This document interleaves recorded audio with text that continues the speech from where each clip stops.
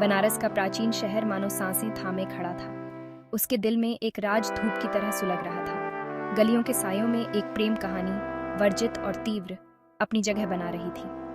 परंपरा की बेटी प्रिया और विद्रोह के बेटे रोहन ने एक ऐसी दुनिया में प्यार करने की हिम्मत की जिसने समझने से ही इनकार कर दिया था। उनकी कहानी हवा में फुसफुसाहट की तरह एक त्रासदी बनकर रह गई। प्रिया एक नायाब फूल थी जिसे उसके परिवार के घर की ऊंची दीवारों के भीतर सावधानी से बचाकर रखा गया था। एक सम्मानित ब्राह्मण परिवार की बेटी, उसका जीवन रीति रिवाजों और उम्मीदों का ताना बाना था। उसके दिन प्रार्थना में, उसकी शामें खामोश बातचीत में उसका भविष्य पहले से तय था। वह एक कर्तव्यपरायण बेटी थी, अपने परिवार के सम्मान का प्रतिबिंब। लेकिन सतह के नीचे एक दिल कुछ और चाह रहा था। प्रिया की दुनिया में रोहन का आना हुआ, रंग और जुनून के बवंडर की तरह। एक कलाकार होने के नाते वो दुनिया को अलग नजरों से देखता था। उसके कैनवस जीवन और विद्रोह से भरे हुए थे। उसे साधारण अव्यवस्था, निषिद्ध में सुंदरता मिली। उसकी आत्मा, स्वतंत्र और बेकाबू, ने प्रिया को मोहित और भयभीत दोनों ही किया। चौथा भाग, गंगा किनारे चोरी के पल। ये पल जो उनके दिलों में हमेशा के लिए बस गए, गंगा की लहरों के साथ बहते रहे। उनकी प्रेम कहानी की शुरुआत चोरी छिपे नजरों से मिलने, भीड़ भाड़ वाले बाजार में संयोग से हुई मुलाकातों से हुई।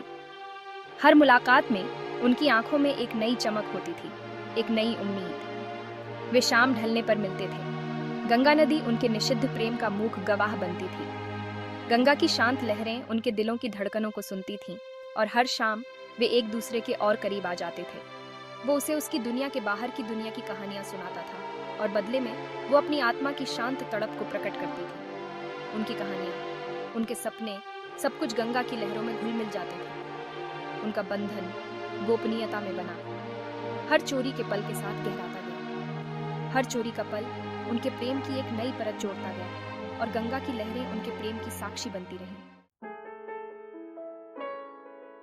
पांचवां भाग, तारों वाले आसमान के नीचे एक इकरार। एक ऐसा पल जब सब कुछ थम सा गया था। एक रात तारों की छतरी के नीचे रोहन ने अपने प्यार का इजहार किया। उसकी आवाज में एक अजीब सी मिठास थी जो सीधे प्रिया के दिल तक पहुंच रही थी। उसके शब्द लालसा और बेकरारी से भरे हुए उन भावनाओं को दर्शाते थे जो प्रिया के दिल में उठ रही थी। उसकी आंखों में एक चमक थी जो उसकी भावनाओं को बयां कर रही थी। वो अपने कर्तव्य और परंपरा से बंधी हुई अपने दिल के खिंचाव के खिलाफ लड़ी। उसके मन में एक द्वंद्व चल रहा था, जहां एक तरफ उसका प्यार था और दूसरी तरफ उसकी जिम्मेदारियां। लेकिन सच ऊपर के सितारों की तरह निर्विवाद उसके होठों से निकल गया। वो जानती थी कि उसका दिल क्या चाहता है, और वो उसे रोक नहीं पाई। साझा भेद्यता के उस क्षण में उनकी प्रेम कहानी अपने चरम पर पहुंच गई। वो पल जब दोनों ने एक दूसरे को पूरी तरह से समझा और स्वीकार किया, उनकी कहानी का सबसे खूबसूरत हिस्सा बन गया। छठा भाग, दीवारें पास आती हैं। उनका रहस्य हवा से उड़ाई गई फुसफुसाहट की तरह आखिरकार उन कानों तक पहुंच ही गया जहां उसे नहीं पहुंचना चाहिए था। ये रहस्य जो केवल कुछ ही लोगों को पता था, अब पूरे शहर में फैल गया था।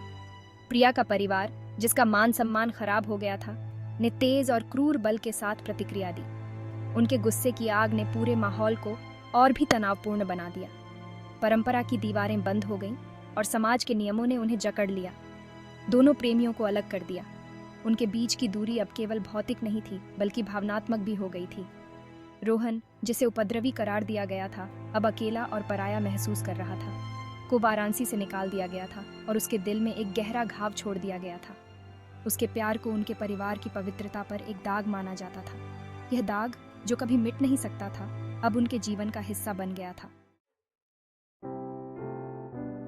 सातवां भाग, जीवन भर की चाहत। साल बीत गए। प्रिया कर्तव्य और सामाजिक दबाव से बंधी ने खुद को एक प्रेमहीन शादी में फंसा हुआ पाया। फिर भी रोहन की याद उनके चुराए हुए पलों और फुसफुसाते वादों की याद बनी रही। यह उसकी आंखों की गहराई में रहता था। जिस तरह से वो कभी कभी गंगा पर सूर्यास्त देखने के लिए रुकती थी, एक ऐसे प्यार के लिए, एक मौन श्रद्धांजलि जो अपना नाम लेने की हिम्मत नहीं करता था।